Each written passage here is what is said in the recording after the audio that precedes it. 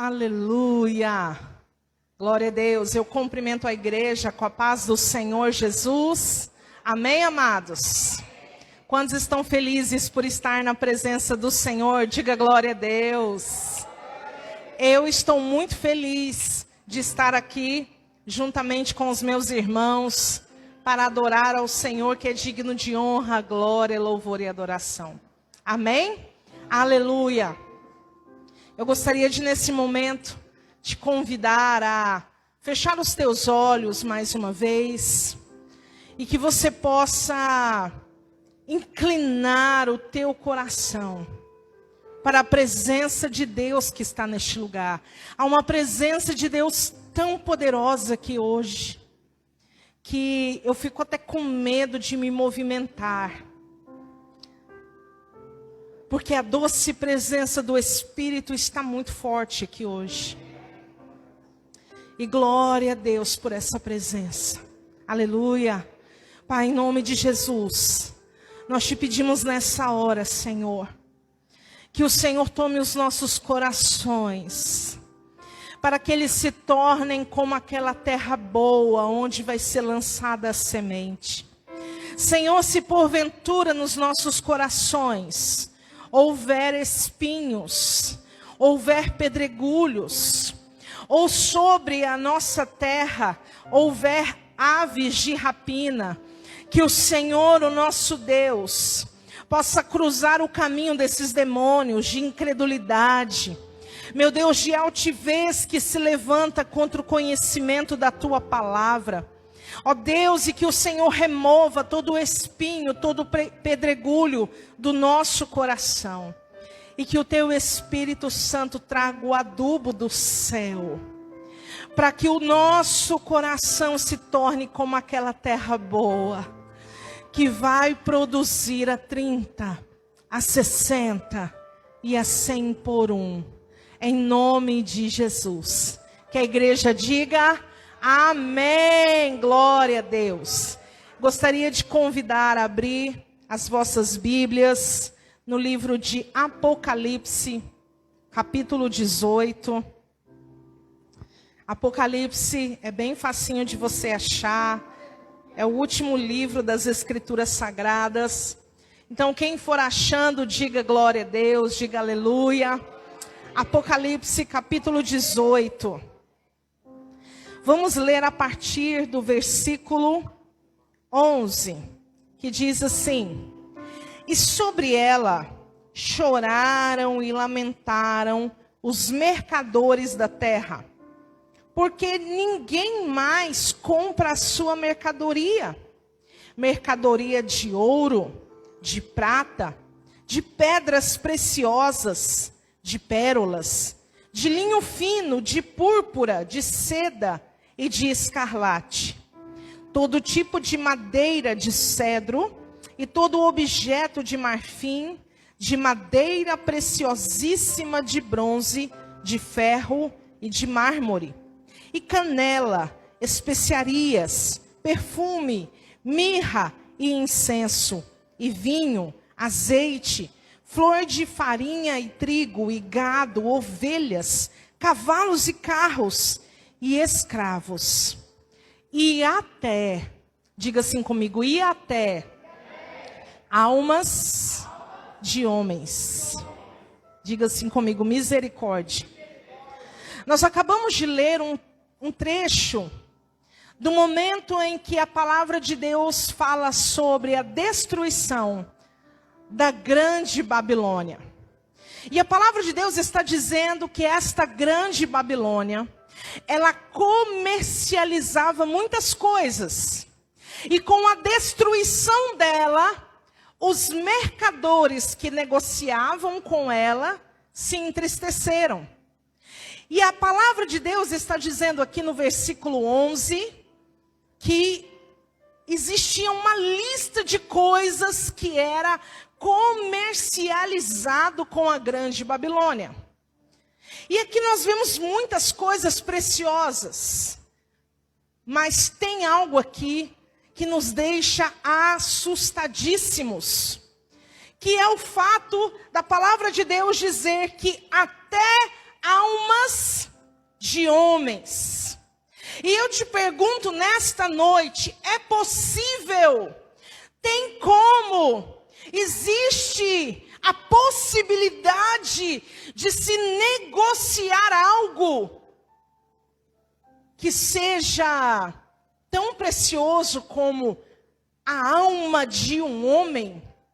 Nessa noite eu quero trazer essa palavra, que tem o título, o leilão de uma alma. Porque aqui nós estamos vendo um comércio. E o que é o comércio? O comércio é uma atividade que consiste em trocar ou vender ou comprar mercadorias e produtos, visando um sistema de lucro ou negócio. Vocês acham que ser comerciante é bom? Sim ou não? Sim, é algo muito maravilhoso.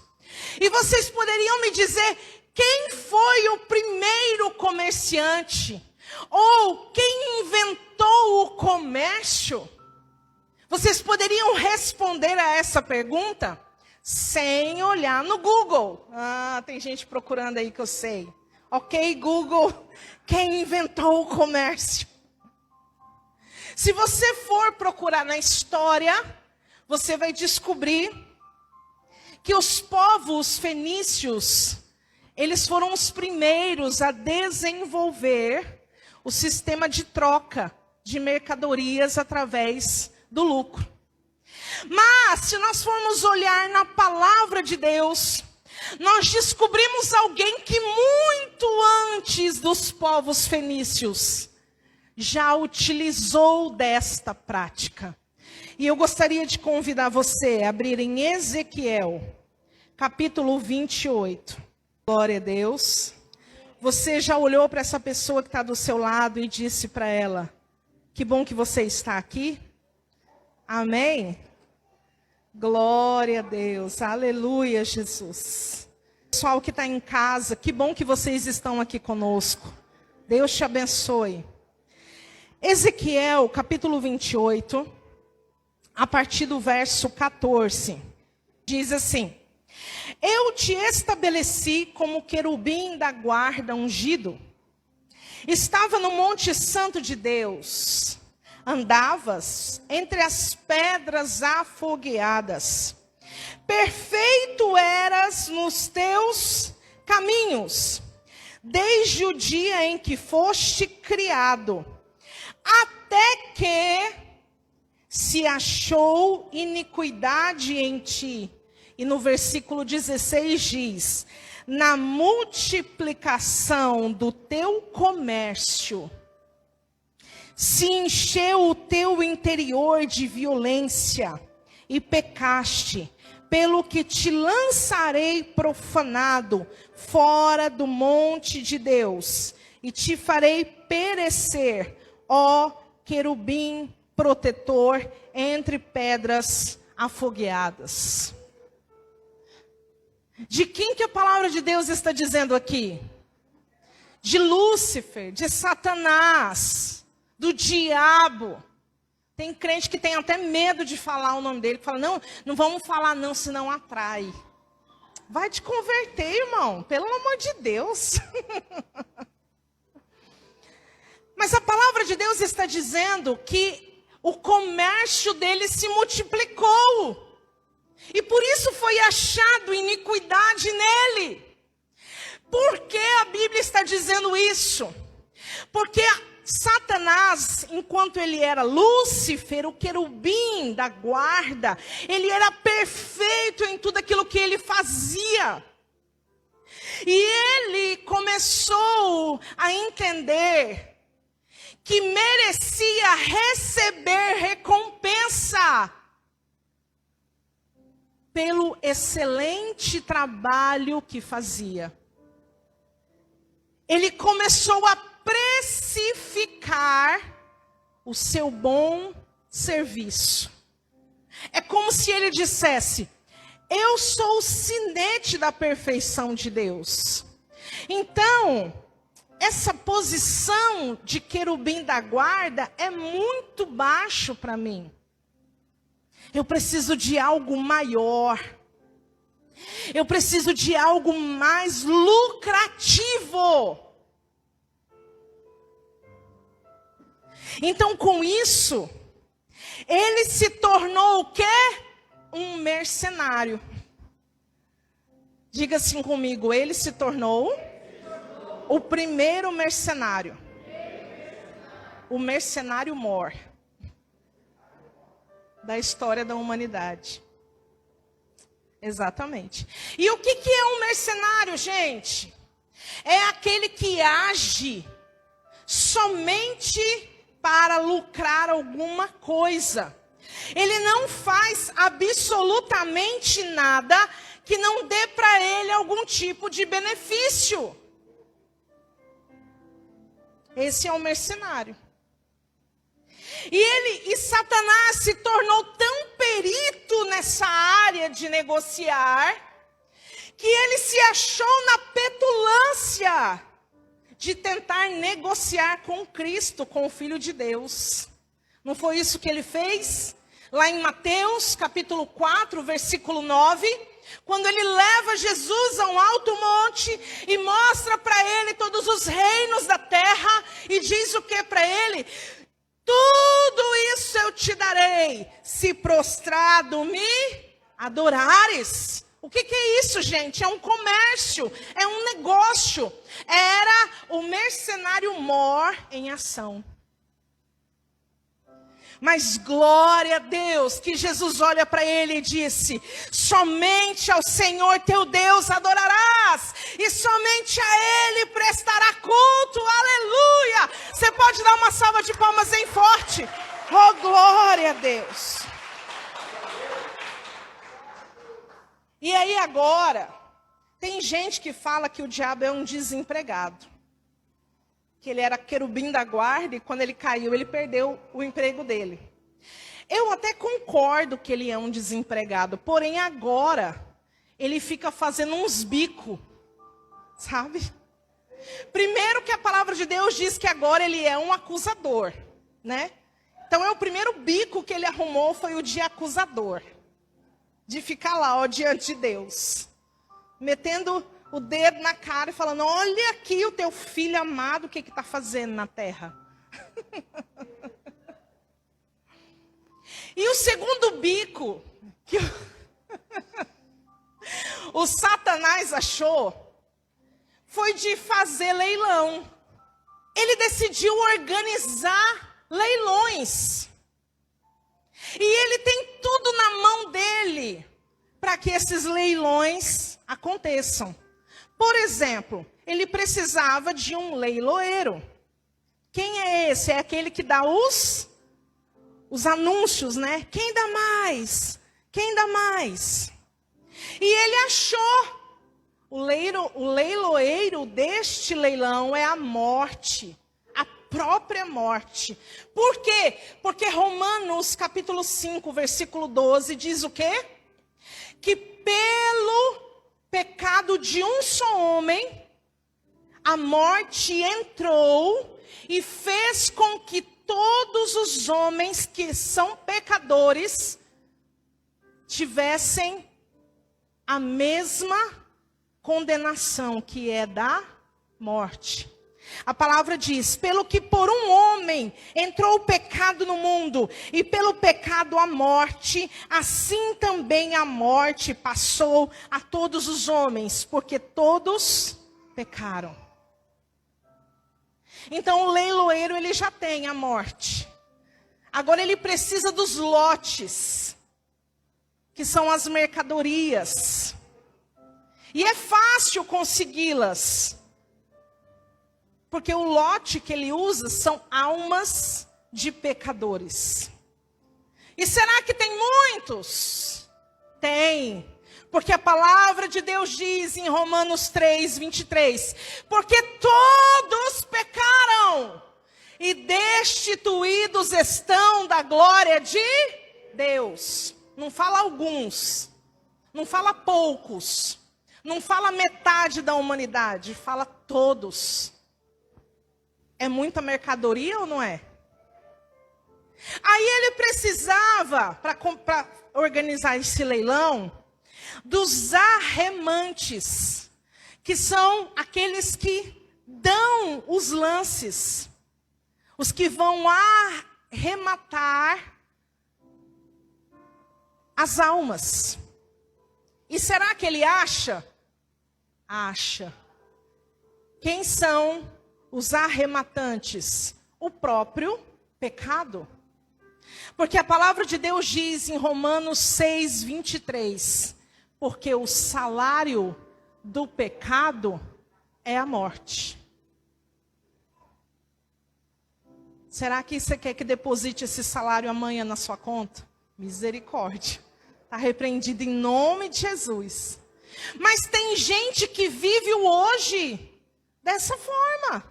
Ele pensa que ele nunca vai morrer, que ele não vai prestar conta de nada da vida dele. E isso é muito perigoso. E aí, continuando, para organizar esse leilão, ele precisa ter um lucro. E qual que é o lucro que ele vai ter? A condenação eterna de todas essas almas. E a palavra de Deus em Marcos capítulo 16, versículo 16, diz o quê? Aquele que crer e for batizado será salvo, mas quem não crê já está condenado. Misericórdia. Então o leilão está aberto. Porque qual que é a data que o leilão acontece? Diga assim comigo, todos os dias. Todos os dias. Todos os dias. E como que esse leilão funciona? Vamos abrir agora em Tiago, capítulo 1, versículo 13. Aleluia. Ninguém, ao ser tentado, diga, sou tentado por Deus.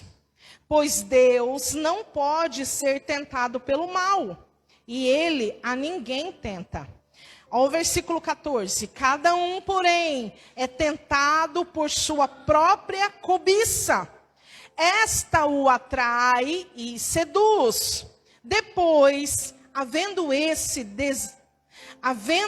desejo concebido, dá à luz o pecado. E o pecado, sendo consumado, gera a morte. Agora, 1 João, capítulo 2. Vocês estão lembrando que Tiago falou da cobiça, sim ou não? Agora, João, ele vai dar um nome dessa cobiça. 1 João, capítulo 2, versículo 16. Pois tudo o que há no mundo, a cobiça da carne, a cobiça dos olhos e a soberba da vida, não é do Pai, mas do mundo. Ora, o mundo e a sua cobiça passam, mas aquele que faz a vontade de Deus permanece para sempre. Aleluia.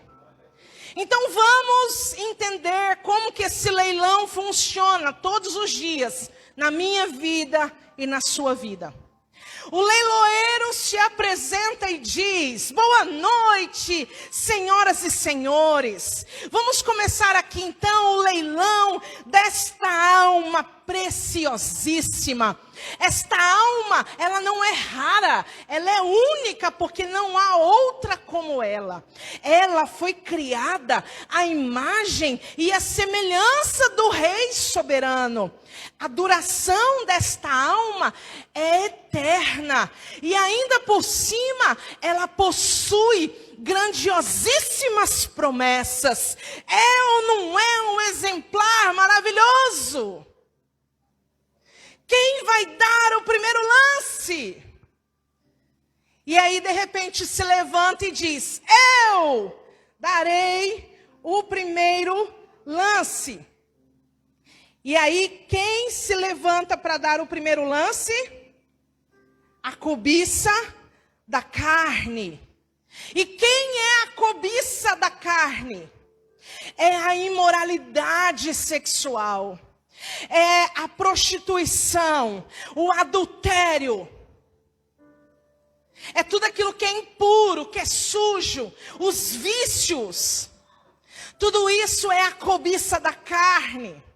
E a cobiça da carne vai dizer assim: o que eu tenho para oferecer para esta alma é um prazer instantâneo. Ela vai se satisfazer e se sentir muito bem. Porém, tem um detalhe. Eu, a cobiça da carne, não posso garantir que ela terá esse prazer durante todo o tempo. Porque o prazer que eu proporciono termina quando ele acaba. Entenderam? E aí o leiloeiro olha e diz: é uma oferta boa. Algumas almas até podem querer essa oferta e se interessar por ela. Mas eu acho que tem coisa melhor. Quem pode dar mais por esta alma preciosíssima? E aí se levanta e diz: eu! Quem é você? Apresente-se. Eu sou a cobiça dos olhos. Eu sou a ambição, as riquezas deste mundo, as fortunas e os privilégios que o dinheiro pode dar. Temos muito a oferecer por esta alma. Tudo que os olhos dela desejarem, podemos dar. Só não podemos garantir que ela se saciará e terá contentamento para sempre. E o leiloeiro pensa: com certeza, esta é uma oferta irresistível. Quanto a essa garantia que você não pode dar, é apenas um detalhe. Dou-lhe uma, dou-lhe duas, e eu tenho uma oferta muito melhor do que todas estas. E quem é você que pode dar esta oferta? Eu, a soberba da vida. Uau! E o que você pode oferecer por esta alma? Eu ofereço para ela o topo do mundo. Os holofotes, os fãs, os seguidores, prêmios, homenagens. Afinal de contas, quem não quer ter o seu nome escrito na calçada da fama? E ainda mais, tudo aquilo que esses outros ofereceram, eu dou para esta alma de bandeja. Com certeza. Realmente, esta é uma oferta irrecusável. Dou-lhe uma, dou-lhe duas, dou-lhe três. Será que este leilão acaba agora? Será que ele acaba agora? Se você fosse essa alma, será que esse leilão iria acabar agora? Afinal de contas, a palavra de Deus diz, lá em João, capítulo 10, versículo 10, diz o quê? Diz o quê, gente? Tem alguém acordado aí? Vamos lá, gente, afinal de contas, a palavra de Deus diz em João, capítulo 10, versículo 10, que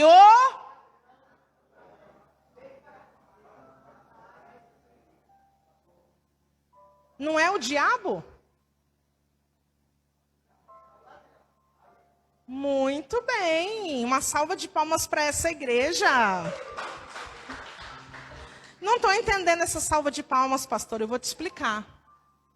A maioria das pessoas, quando vai dizer esse versículo, diz o diabo. A maioria das pessoas dizem, o diabo veio para matar, roubar e destruir. Mas não é isso que está escrito na palavra. Abra comigo lá em João, capítulo 10. Versículo 10 diz, o ladrão só vem para roubar, matar e destruir. E eu vim para que tenham vida e a tenham em abundância. Quem é esse ladrão? Esse ladrão não é o diabo. Como assim, pastora? Eu vou explicar. João, capítulo 10, ele começa dizendo assim: em verdade te digo, todas as vezes que você lê isso na palavra de Deus, você precisa entender que o que Jesus está dizendo é que o que ele vai continuar a dizer tem relação com o que ele estava falando, dizendo. Não é desligado uma coisa da outra. Então, para você entender o capítulo 10, você precisa compreender o capítulo 9 primeiro. E o capítulo 9 está acontecendo o que lá? Jesus acabou de curar um cego de nascença. E esse cego foi levado até a sinagoga e questionado pelos fariseus, pelos mestres da lei, quem tinha curado ele. Porque eles já tinham estabelecido uma regra. Lá no versículo 22 diz que quem confessasse que Jesus era o Cristo seria expulso da sinagoga. Então eles tinham chamado aquele cego para questionar ele. E ali começa uma discussão e muitos se dividem. Uns passam a crer que Jesus é o Cristo, outros passam a dizer que não, que ele era um pecador. Que ele não poderia estar fazendo todas essas coisas pelo poder de Deus. Então, por causa disso é que Jesus vai começar o discurso de João, capítulo 10. E ele começa o discurso dizendo, em verdade vos digo, que aquele que não entra pela porta no aprisco das ovelhas, mas sobe por outra parte, é ladrão e assaltante. Aquele, porém, que entra pela porta é o pastor das ovelhas. A este o porteiro abre a porta, as ovelhas ouvem a sua voz. Ele chama pelo nome as suas ovelhas e as leva para fora. Quando tira para fora, todas as ovelhas que lhes pertencem, vai adiante delas. Elas o seguem, porque conhecem a sua voz. Versículo 5. Jamais seguirão o estranho, antes fugirão dele, porque não reconhecem a voz dos estranhos. Vamos ler só até aí. Então o ladrão, que Jesus está dizendo aqui, ele não entra pela porta. E ele no versículo 8, sabe o que Jesus vai dizer desse ladrão? Ele vai dizer assim, versículo 8. Todos os que vieram antes de mim são ladrões e assaltantes, mas as ovelhas não os ouviram. Então, quem é o ladrão, gente? Eram os falsos cristos. Porque o povo já sabia do anúncio de que viria um Cristo para salvá-los. Eles sabiam dessas promessas e tinha no coração deles uma expectativa por esse Cristo surgir. Então você imagina que antes de Jesus aparecer, muitos outros apareceram dizendo, eu é que sou o Cristo. Então este ladrão que Jesus está citando aqui é o engano. O engano que as pessoas caem nesse engano. Esse ladrão que Jesus está dizendo aqui é o falso Cristo da sua vida. Como assim? Eu não estou entendendo. Eu vou te explicar. Todas as vezes que você acha que o teu dinheiro, que a tua habilidade, que os teus contatos, que a tua inteligência é o que vai te salvar, é o que vai te tirar do buraco, é o que vai fazer a sua vida romper. Todas as vezes que você acha que outra coisa que vai te salvar e não a pessoa de Jesus Cristo, está existindo um falso Cristo na sua vida.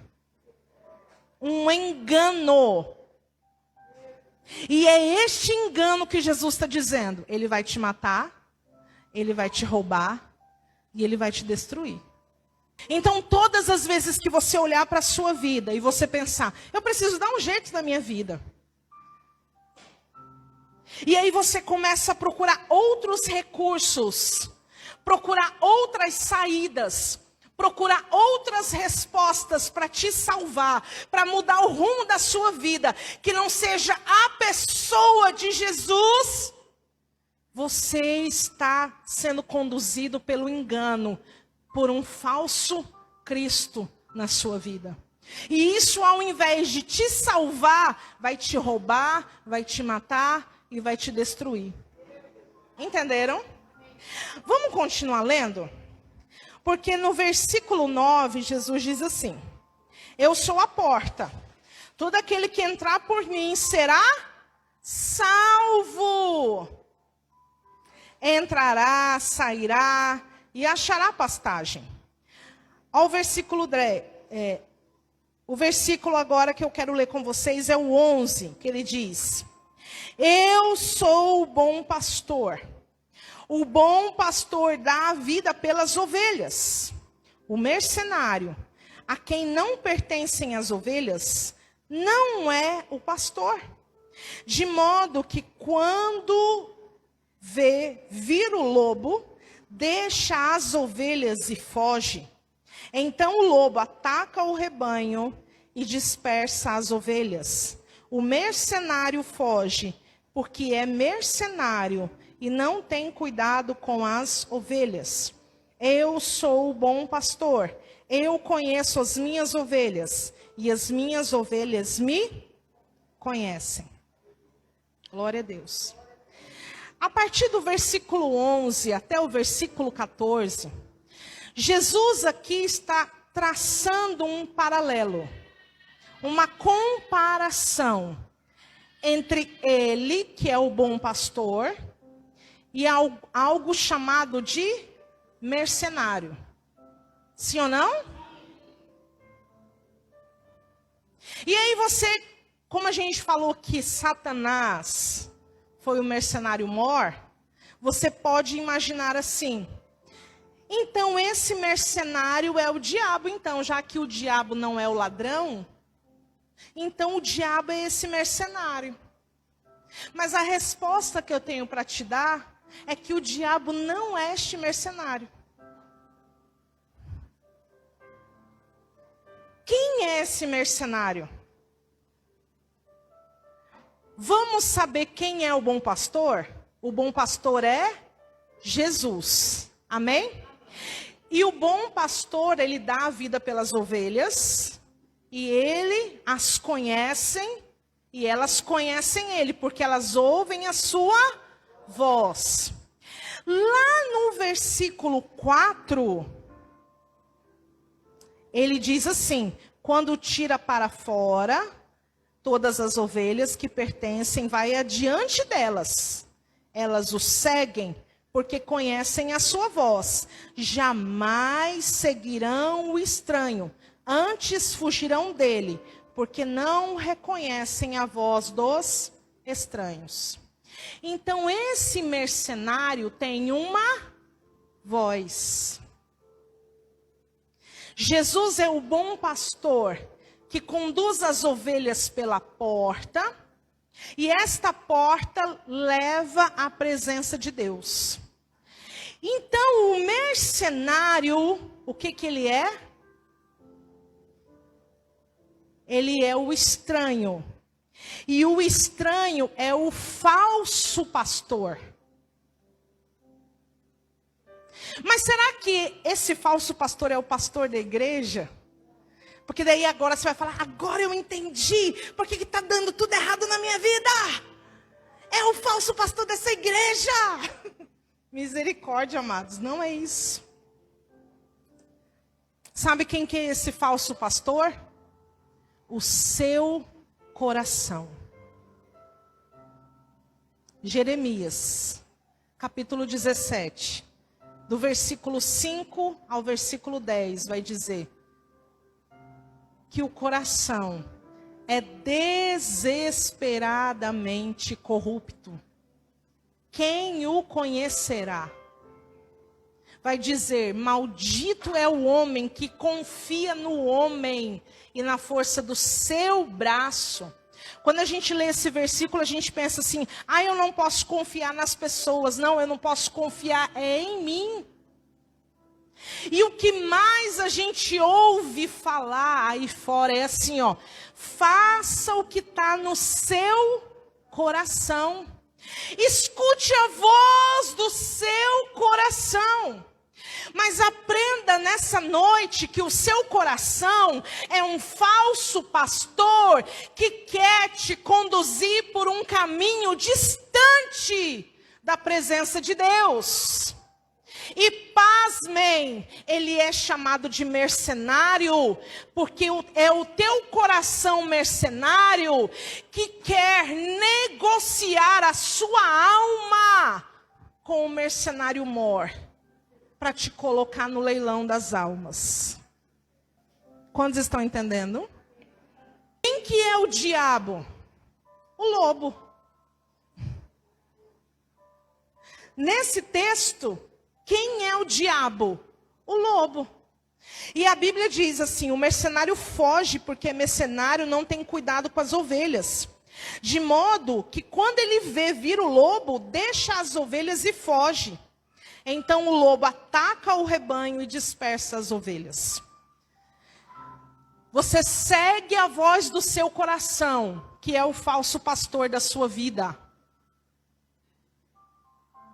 Aí quando aparece o diabo, você começa a colocar a culpa em todo mundo. Por isso que fala que o mercenário foge. Porque o coração não assume a culpa. O coração não quer assumir o erro. Os desejos que você deu vazão a eles, não querem assumir que foi por causa deles que você entrou na bancarrota. E é por isso que a Bíblia está dizendo que ele foge. E aí é por isso que o lobo vem e ataca as ovelhas. Então, nesse texto, o diabo é o lobo. E o bom pastor é aquele que dá a vida pelas suas ovelhas. Então, voltando para o leilão, que estava prestes a terminar, o leiloeiro olha no meio da plateia e diz: vi que temos presente um outro interessado por esta alma.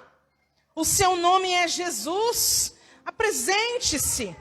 O que você tem a oferecer a esta alma? E Jesus vai dizer: eu dei a minha vida. Derramei o meu sangue naquela cruz, para que esta alma pudesse ter perdão dos seus pecados, as suas dívidas pagas, para que esta alma pudesse desfrutar de uma paz que o mundo não pode dar. Escreverei o seu nome no livro da vida, porque quando ela entrar na eternidade, será recebida com honra e reinará comigo para sempre. E a sua felicidade não terá fim. Glória a Deus. Glória a Deus. Eu quero terminar com esse texto de Apocalipse, capítulo 21, versículo 3. E eu ouvi uma grande voz vinda do trono que dizia: agora o tabernáculo de Deus está com os homens. Deus habitará com eles. Eles serão o seu povo e o próprio Deus estará com eles e será o seu Deus. Versículo 4. Deus enxugará dos seus olhos toda lágrima. Não haverá mais morte, nem pranto, nem clamor, nem dor, pois já as primeiras coisas são passadas. E o que estava assentado no trono disse: faço novas todas as coisas. E disse-me: escreve, pois, estas palavras, são verdadeiras e fiéis. Disse-me mais: está cumprido. Eu sou o Alfa e o Ômega, o princípio e o fim.